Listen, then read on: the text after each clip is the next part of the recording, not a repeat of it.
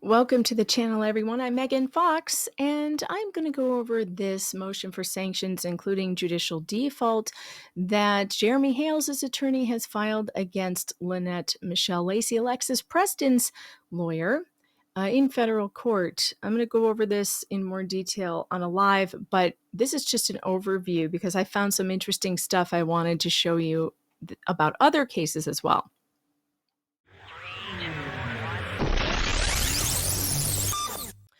All right, so if you don't know that Jeremy Hales is suing Lynette Preston, you need to go back and watch Larry Foreman's What the Hales TLDR.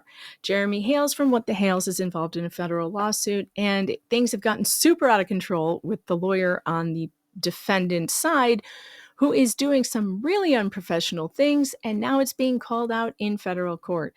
So Randy Shochet writes that Mr. Hales, by and through undersigned counsel, pursuant to this court's order, hereby moves for sanctions, including judicial default, and states, in an order dated 12/9/2024, this court, this very judge, Judge Bolitho, ruled name-calling, personal attacks, and obstructionist behavior has no place in a deposition or any other proceeding in this case. Experienced lawyers like the ones involved in this case should be able to control themselves and their clients, but they apparently cannot, which is why the court will supervise the partial redeposition.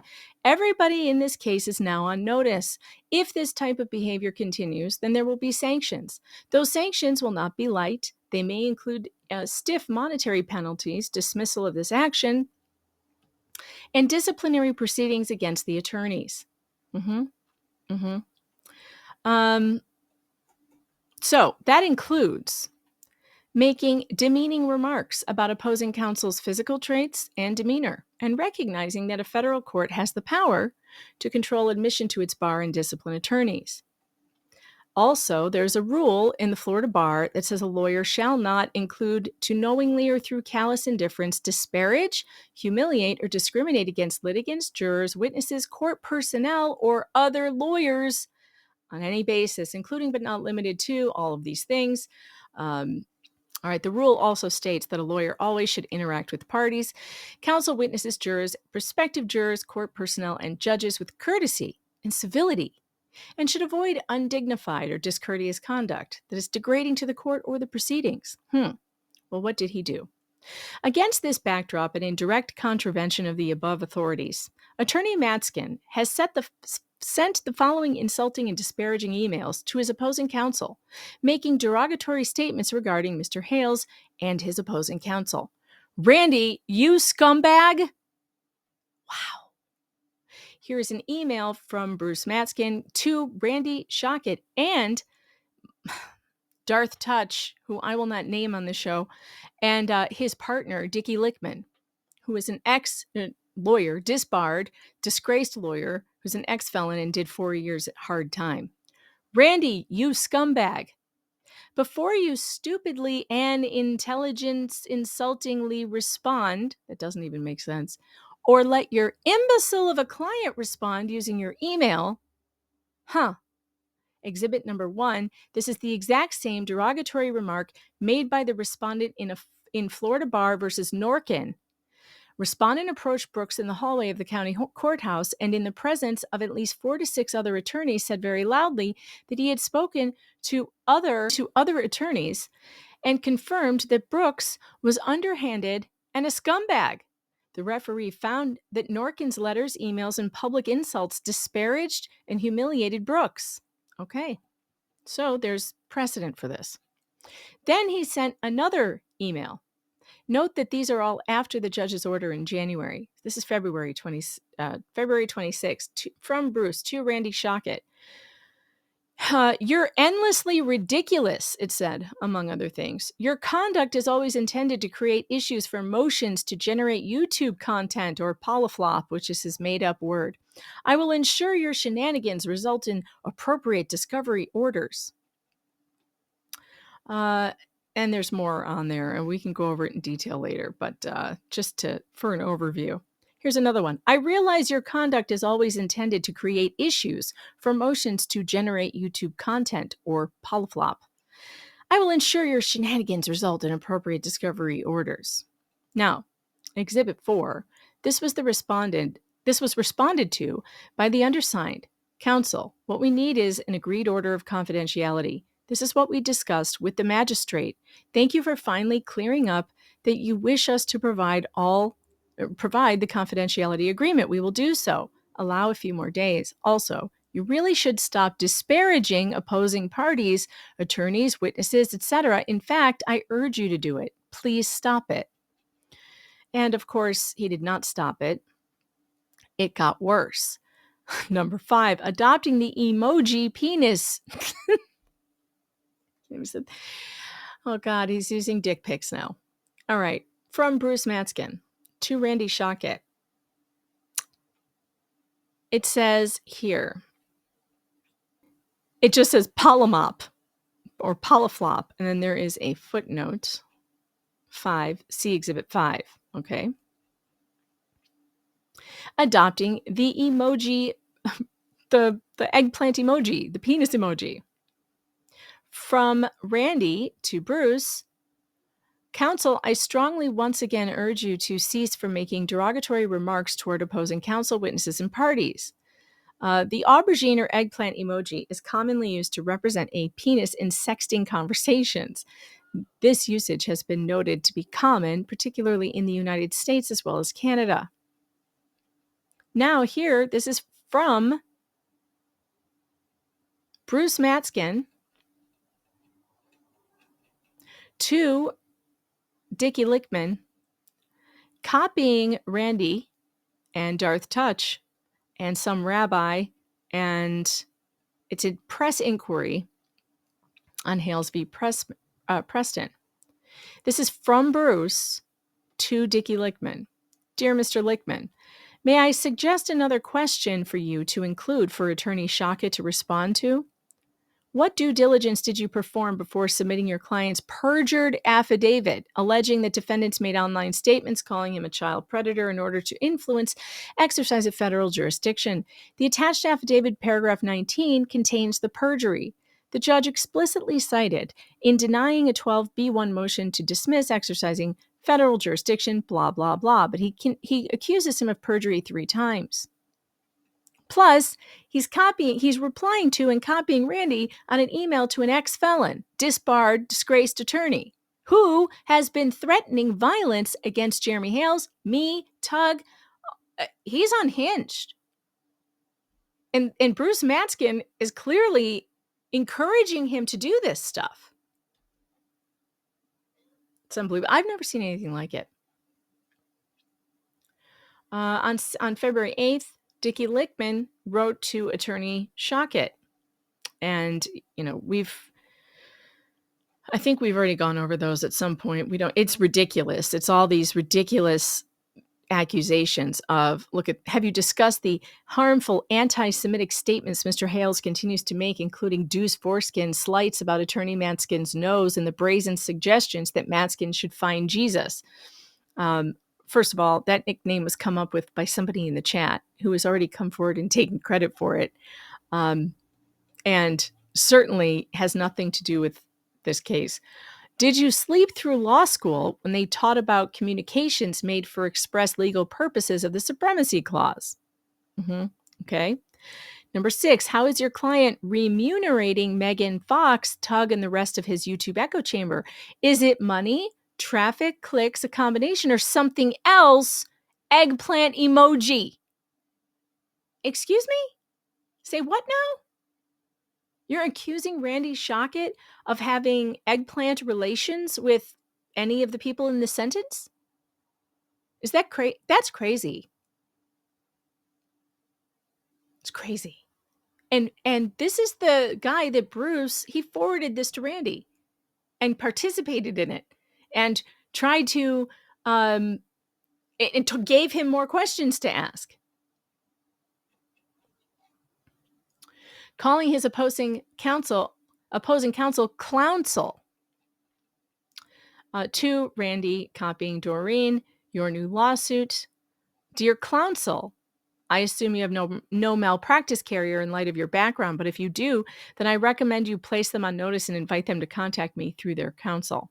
Clownsel.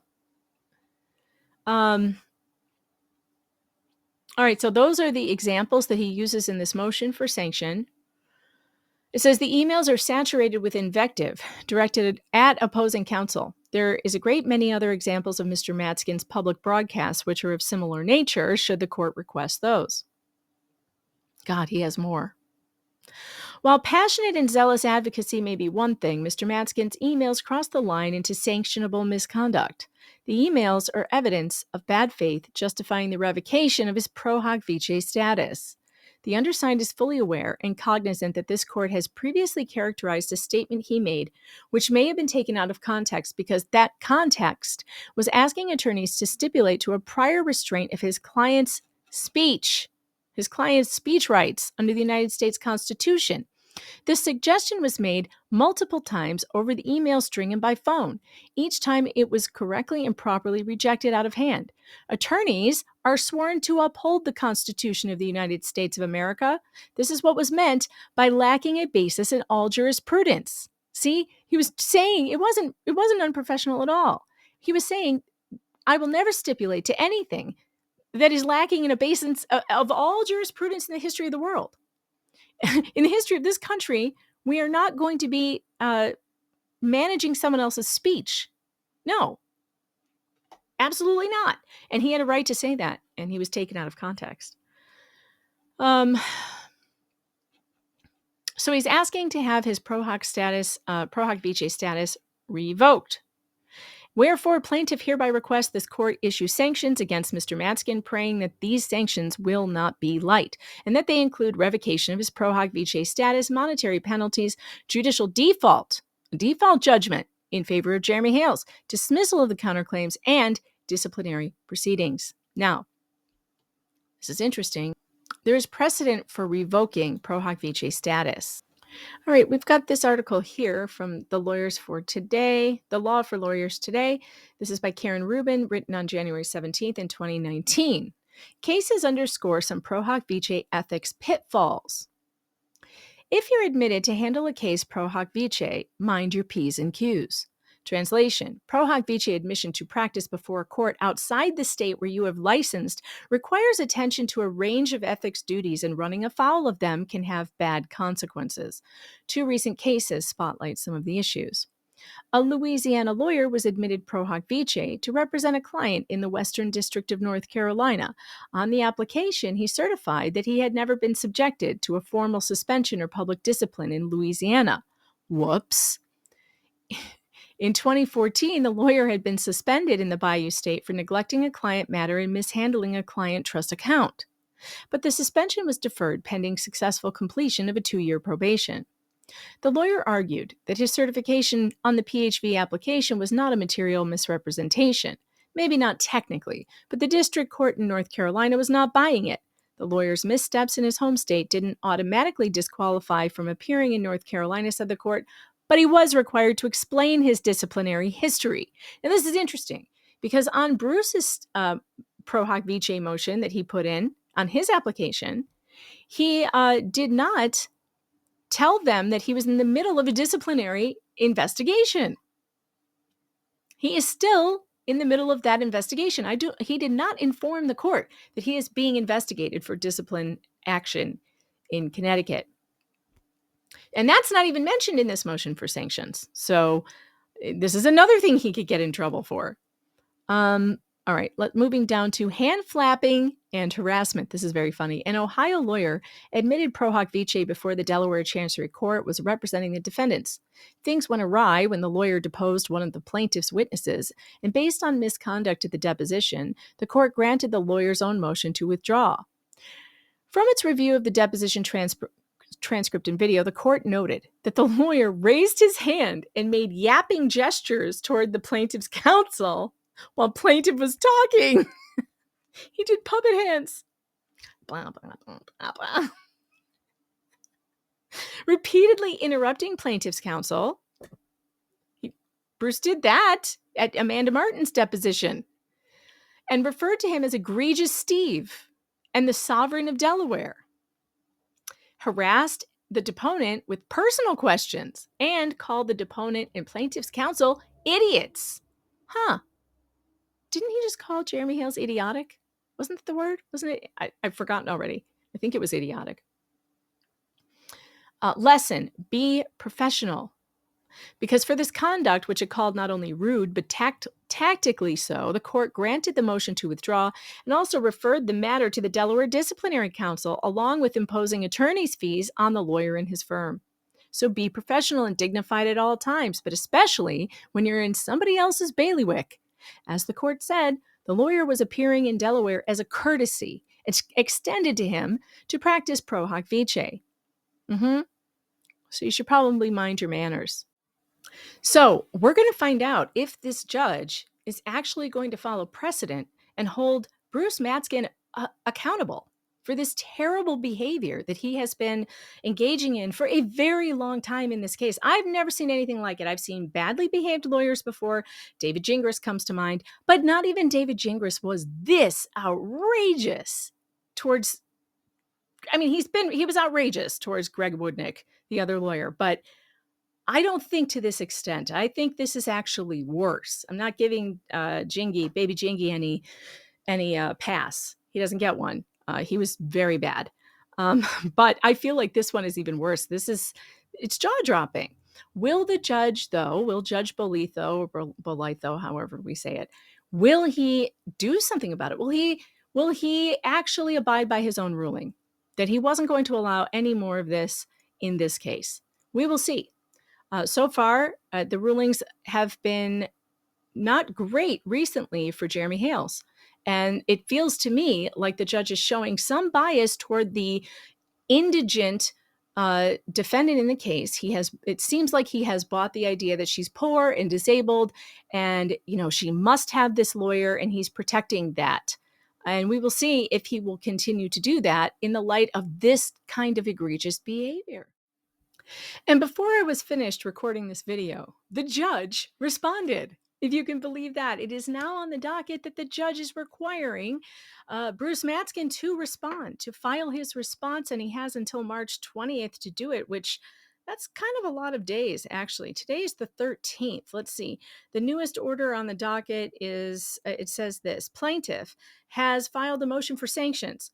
The court will require defendants to expedite their response in opposition. Accordingly, defendants must file a response to plaintiff's motion for sanctions by no later than 5 p.m. Central on March 20th, 2025. Response to motion due by 3/20/2025. And he put that on the docket, an hour after it was filed? So at least he's paying attention, and he has now read the evidence. I don't think that he has seen any of this before now. Randy has been extremely patient, not putting this stuff in filings, and I think this was a long time coming. But it remains to be seen. What is the judge going to do? Does this case just keep getting crazier and crazier? It's like nothing we've ever seen. Stay tuned.